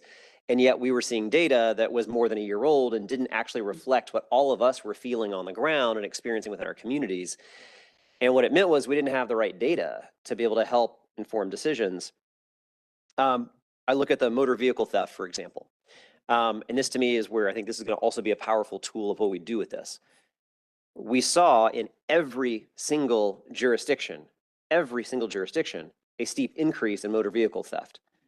Now, every single jurisdiction didn't make a policy change or a budget change or anything else. What was happening is a dramatic trend taking place across the entire region. And what I hope this will also do is allow us collectively to be able to see where trends are and then think through what our solutions are going to be. Because sometimes in public safety, we tend to think that we're just all our own unique islands. And when we see one thing happen, well, we must change our laws or, increase criminal consequences or do different things. And the debate doesn't reflect the reality that what we're seeing is a trend happening across an entire region, and it will only be solved with regional work. And I think when we've been able to get that work done right, our real-time crime centers, much more regional cooperation and real-time information sharing with law enforcement has done a great job across the region and better connected resources and responses. So I hope this can be used as that tool to really make sure that we are seeing the big picture of what's happening. We're not our own islands, and really help us think through those shared strategies. Because the person that wants to steal that car, they do not care where the county line or the state line is. They're not flipping through to check out the criminal code by each jurisdiction. So we have to be able to be responsive in a very regional way. So I think this is gonna be a great tool. Appreciate the staff work that went into it and encourage all of our jurisdictions to make sure we're really focused on it. Thank you. Thank you, Vice Chair Allen. I'll now recognize Vice Chair Collins. I just wanted to thank COG first and foremost for introducing this as a concept. I know when it was introduced to us over the summer, when the presentation was brought before us, Charles County was absent, and there was a discussion about those jurisdictions that didn't have police chiefs. And as a result of that, I certainly brought this to the attention of, our Board of Commissioners as well as the Sheriff's Office. And so it's very pleasing to see the participation of Charles County in this, because I think it's critical to the full development of this conceptually. But I want to thank you guys for selling the concept, because I think at the end of the day, whether it's the Sheriff's Department or Police Department, there is a benefit in bringing to the attention of our residents this type of data. So thank you. Okay.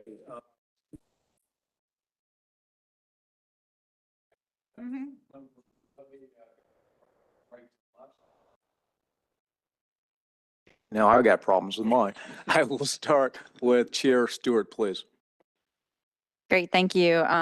Just to echo what Vice Chair Allen was saying, I think it's a great tool. And when we have coordination among our different police departments and law enforcement, it really works. I mean, we saw that also in the last few years in the cooperation on tackling the car meetups happening in our region, and that coordination with regional partners, was a sea change for many of our jurisdictions. One question I have for you, Mr. Russ, if you could flip back to show us one of the charts you had before on, I would I was wondering, is it possible to present the data, and this might be something, another iteration moving forward, by population of jurisdiction, because I think that might give a better sense of trends and things. We have such a diverse group of jurisdictions here at COG, and breaking down some of the data by population might be helpful to see some trends. So just a suggestion. Thank you. Yeah, I appreciate that feedback. We're capturing right now crime rate per capita for each jurisdiction, but we can certainly look at other methods to flesh that out. Thank you. Okay, thank you, Chair Stewart. Any others on this right side? Yes. Well, thank you very much. Thank you for this information and all of your work in moving the initiative forward. I'm just wondering, I think I heard you say that, with the partners that you currently have, you've got about 90% of the population in the region. So is there some benchmark percentage that you're looking for that you can use before you go live? Are you looking for 98% or 96%? 100. 100, yeah. But, I mean, realistically. I'm answering for him. Yeah, and the reason why I'm asking, I'm just wondering some of the stumbling blocks or challenges, I think, with data quality is where there's overlap between jurisdictions and also the source of the information. So I was wondering if very briefly you could speak to what it's going to take to get from here to 100%.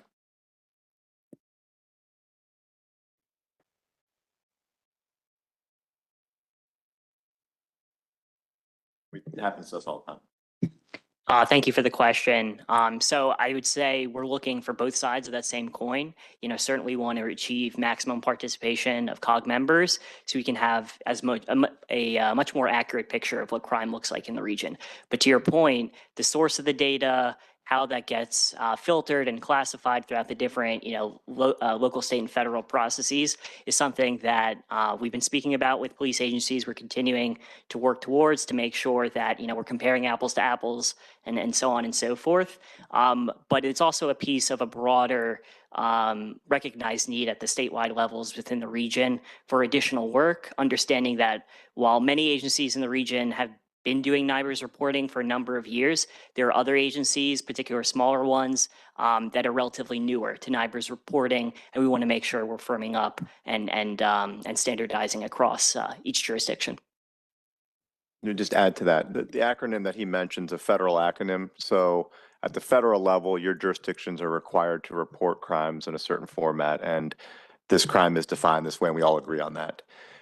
For a variety of reasons, some jurisdictions are reporting in that format, others have not been. That's one reason why kind of unified real-time crime reporting has not happened. There's also just the jurisdictional issues of, hey, your chiefs or your CAOs report to you probably monthly, give you a report on what crime looks like in your city or your county. And what we have been asking and working on with your staff is, can we tap into that flow that we know is going to you? And we will add all the qualifications under where the data is coming from, but let's make sure it's apples to apples. And what I will ask Eli to do after this meeting is for the jurisdictions that we're still working with to email the board members here to just let them know we are working on these 3 jurisdictions within your county. But I want to make sure you're in touch with your police chief, because if we put up in April that there was, 1 murder in your jurisdiction over a certain period of time, and it's been reported that there's 5 or 6 in the news, and like everyone knows it's not accurate, we're all going to start getting questions. So I want to make sure you have visibility with your chiefs and you're saying, hey, are you comfortable with what COG is doing? Are we getting them the right data? Are we confident that we can get them the right data on a regular basis for this to work? Okay, great. Yes, Ms. Jackson. Thank you for the work. I just wanted to be clear. I think Clark just cleared up one point for me. I think consistency as it relates to definitions is definitely important when you're conducting the analysis. And I think sometimes even with NIBRS, there's an issue there. So just want to caution folks. And then secondly, with regard, so we have tons of municipalities in Prince George's County. I'm not clear how we're handling. Are we looking to, for instance, the county to provide, which we do, we keep stats for the entirety of the county to include the municipalities, or are you going to each jurisdiction with a police department and asking for that information? Thank you. So we started the process by meeting individually with the interested police agencies, the COG members, And we are working towards identifying different sources, right? So some agencies may prefer, their local weekly feed that gets produced on their website. In Prince George's County, we essentially received unanimous feedback that because the county receives information from the municipalities, it's just easiest to tap into that source. That way we're addressing all the points that we just discussed. So we're working towards that right now with Prince George's County Police staff. We've also been approached by the Prince George's County Police Association, which represents the other jurisdictions within Prince George's County that are not represented by COG, and they are also greatly interested in pursuing this project and getting their participation, which we'll look forward to doing following the rollout. Thank you. Okay, thank you. We've got two more on tap. So Mayor Gaskins and then Chair Karatonis. Thank you, Mr. Chair, and thank you for the presentation. One of the questions that you asked for feedback on was just kind of lessons from rolling out this type of data. And we recently went through sort of an update to how we report on our crime data. And we did several kind of meetings with community members, with the press and others, recognizing that the reason people go to these dashboards, what they're looking for and how they use the information varies, whether you are a journalist or you're a business owner, or even you're somebody with a background in law enforcement who's interested in kind of seeing the stats. We then also did kind of like a mini focus group before we launched, where we brought people in with computers and kind of had them go through it and tell us areas where they got stuck, areas where things were hard to interpret, times when they tried to download things and it didn't show up properly. So I would just offer that up. It was really helpful learning for us also to understand how people are talking about the safety of our community and what statistics they want to be able to discuss and report, but also to test the website before we went live. That's really great feedback and a suggestion that we'll certainly do, and we'll incorporate some feedback mechanism for the public and other stakeholders to provide that. So appreciate that point. Thank you, Mr. Chair. Very similar. We are going to be rolling out the dashboard, our own dashboard in Arlington County. I actually was yesterday with the chief presenting that, pre-announcing that to the Civic Federation, but we went through a kind of a dry test of the website, etc. And we found out that we got significant public comments on these. So for example, how do we really compare, more populated areas to less populated areas, or so areas with higher density, lower density, etc. So to Ms. Stewart's comment, presenting or having the option of switching to, weighted or indexed data is extremely important, because this needs to be handy. This needs to be there. The second thing is, I get a lot of feedback on, a lot of critiques on what is really a crime, especially in the lower and nonviolent, etc. So when it's, sometimes the police department has different procedures and habits than, for example, our Commonwealth's attorney, and they charge differently. So how does this, that's a question, how does this feed into this? So over the holidays here, we had a significant number of shoplifting, and under, the idea of how to deal with that differed between the two agencies. So how do we deal with this? So if I understand the question from a data reporting perspective. So, as you know, each state has their own definitions of criminal offenses. Under the NIBRS classifications, the goal is to find that common definition. As you pointed out, there's still some opportunity there and room for interpretation. So that's part of the reason why we're working so closely with the police agencies to ensure that our filters and definitions and understanding of what a crime means when we receive it on the back end is also the same as how the police agency as well as the public interprets that. So do we involve at some point, or do we seek to consult with district attorneys, Commonwealth attorneys, so the prosecutors, or is that a later thing?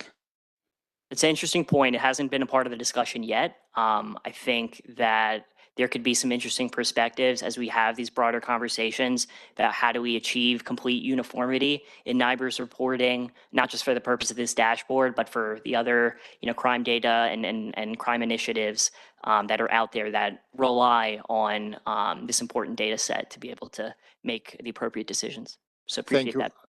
I would just encourage you to seek this feedback post-launching. That's okay. It's a product that will be improved over time. I always find the perspective from the point of view of prosecutors extremely valuable in understanding what actually crime is and where it and how to report about that. Okay, thank you very much. The last question I'll turn over to Mayor Snyder. Thank you very much. Thanks to everyone involved. And this will be an important tool for us as individual jurisdictions. Is there something going on in my jurisdiction that isn't shared regionally? And that will help direct our policy locally. But more importantly, it'll help direct our policy regionally. If we're seeing trends across the region, then we can work together through the Council of Governments and other entities to try to deal with that. And most importantly, it's all about preventing more crimes from happening and understanding what are the bases. And without data, it's going to be really hard to be effective at that. So thanks to everyone involved for this effort. It's very exciting, and I think the potential to provide better information to the public, to media, but especially to us policymakers, because there's not a crime that occurs out there that we don't want to try to prevent if we can. And this will help us engage in social initiatives and other initiatives to help us really get at the issue of crime so we prevent it in the first place. Thanks so very much. Thank you. Seeing that there are no other questions and also recognizing that there's no action, no motion that will be taken here on this item, we'll look forward to seeing the release when that time comes. And again, thank you for the work that you're doing, and it's a pretty exciting initiative. So thank you for your time and support. Appreciate it. Yes, thank you. So agenda item 13 says if there's time permitting, any additional business. We are close to 2 here, but I just want to make sure if there's any hot points or any additional business that someone wants to bring to the table, we've got a couple minutes to do that. I know. It's my first one, so yeah, let's see what happens. All right, seeing that there is no additional business, we can move to the final item for today, which is the item number 14 is the adjournment. So I want to thank everyone for participating in today's Board of Directors meeting. It's a delight. It was fun for the first one, and enjoy having the band back together here as well. So the next COG meeting will take place in person on Wednesday, February 12th. And then I also have a note. There is another event taking place in this room. So staff asked that everyone exit the room and continue conversations in the lobby. So